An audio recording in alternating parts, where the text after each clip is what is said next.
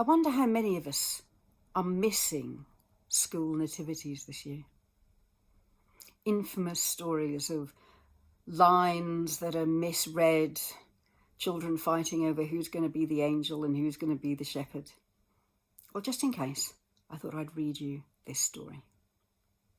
My husband and I had been happily, most of the time, married for 5 years, but hadn't been blessed with a baby. I decided to do some serious praying and promise God that if he would give us a child, I would be a perfect mother, love it with all my heart, and raise it with his word as my guide. God answered my prayers and blessed us with a son. The next year, God blessed us with another son. The following year, he blessed us with yet another son. The year after that, we were blessed with a daughter. My husband thought we'd been blessed right into poverty. We now had 4 children, and the oldest was only 4 years old. I learned never to ask God for anything unless I meant it. As a minister once told me, if you pray for rain, make sure you carry an umbrella. I began reading a few verses of the Bible to the children each day as they played in their cribs. I was off to a good start. God had entrusted me with 4 children, and I didn't want to disappoint him. I tried to be patient the day the children smashed 2 dozen eggs on the kitchen floor, searching for baby chicks. I tried to be understanding when they started a hotel for homeless frogs in the spare bedroom, although it took me nearly 2 hours to catch all 23 frogs. When my daughter poured ketchup over herself and rolled up in a blanket to see how it felt to be a hot dog, I tried to see the humour rather than the mess. In spite of changing over 25,000 nappies, never eating a hot meal and never sleeping for more than 30 minutes at a time, I still thank God daily for my children.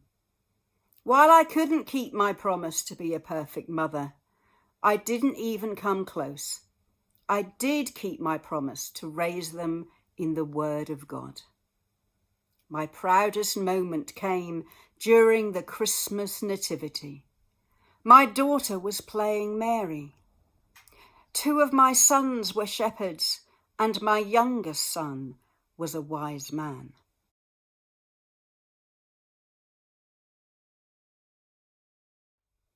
This was their moment to shine. My 5-year-old shepherd had practiced his line.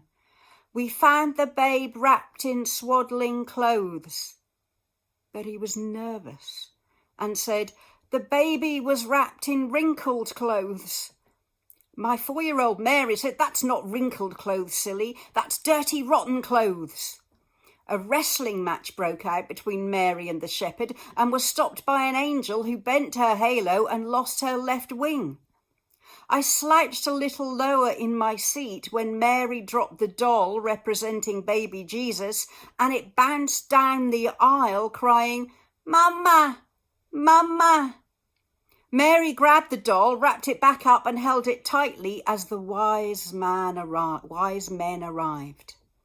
My other son stepped forward, wearing a bathrobe and a paper crown, knelt at the manger and announced, "We are the 3 wise men, and we are bringing gifts of gold, common sense, and fur."